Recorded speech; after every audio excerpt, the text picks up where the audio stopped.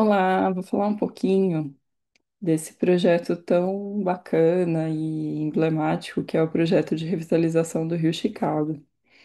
O Rio Chicago é um rio urbano na cidade de Chicago, super importante para a região. No entanto, como, né, boa parte dos rios urbanos mundo afora, ele passou por uma série de intervenções que deixaram ele engessado, né? Fez com que ele perdesse boa parte das suas características naturais. E esse projeto, ele é bem bacana porque ele traz soluções, digamos assim, não convencionais, né? Porque quando a gente pensa na recuperação de um rio urbano, quando a gente pensa, né, na recomposição de ecossistemas aquáticos, a gente vai, num primeiro momento, né, mais intuitivo, a gente pensar em recuperar o que existia antes. E a literatura, ela traz uma série de estudos que mostram que a gente consegue obter resultados muito bons com estruturas artificiais que criam habitats para fauna, enfim. Então, nas áreas urbanas, a gente precisa ter essa visão um pouco mais ampliada, entendendo que a gente pode fazer uso de artifícios que aumentem a riqueza ambiental do sistema e aumente a diversidade de nichos ecológicos, né, de possibilidades de habitats para os organismos. Então, vai um pouco nesse sentido de trazer aí elementos para o enriquecimento ambiental, né, desse rio, que ele é super urbano, ele está lá engessado, né? Acho que essa própria imagem aqui inicial que mostra o site do projeto, ela mostra um pouco disso, né? Esse rio tá ali, ó, ele engessadão, né? Tá confinado numa seção hidráulica que já começa a urbanização na sequência. Então, é bem interessante. Eu vou dar uma passadinha aqui com vocês. Eu acho que, sem dúvida, uma das técnicas mais assim importantes do projeto é o sistema de ilhas flutuantes, né? Os floating islands. E é muito interessante porque eles casam esses sistemas de ilhas flutuantes com decks, com pistas de caminhada, então é bem interessante. Então recomendo aí para quem tiver interesse no assunto, que explore um pouquinho esse site deles que traz bastante informação. E tem todo um processo, né, de construção participativa do espaço, tem muitas ações coletivas para a implantação das ilhas, então né, é bem interessante do ponto de vista social também as intervenções.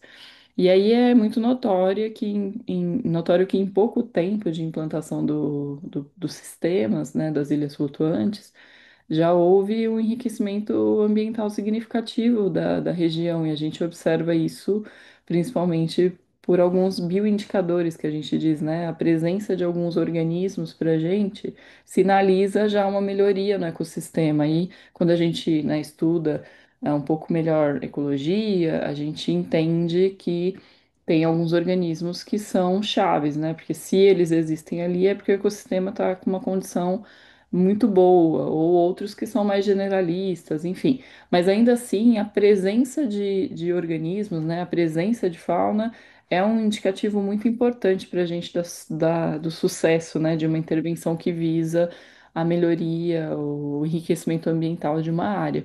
Então, as ilhas flutuantes, elas são sistemas muito interessantes porque elas trazem essa possibilidade da gente trazer de novo, né, a vegetação para o curso d'água e, de quebra, elas ainda trazem um grande benefício na melhoria da qualidade da água, porque, no geral, existe uma variação na composição das ilhas, mas quando a gente pensa em ilhas para tratamento, a gente coloniza as ilhas com espécies de macrófitas que são mais especializadas, né? A gente usa um catálogo de plantas indicadas e condiciona a ilha para ter muitas espécies que são boas ali, né, no fornecimento de de um ecossistema na risosfera que vai trabalhar as cargas poluentes, né, e assimilar carga orgânica, enfim.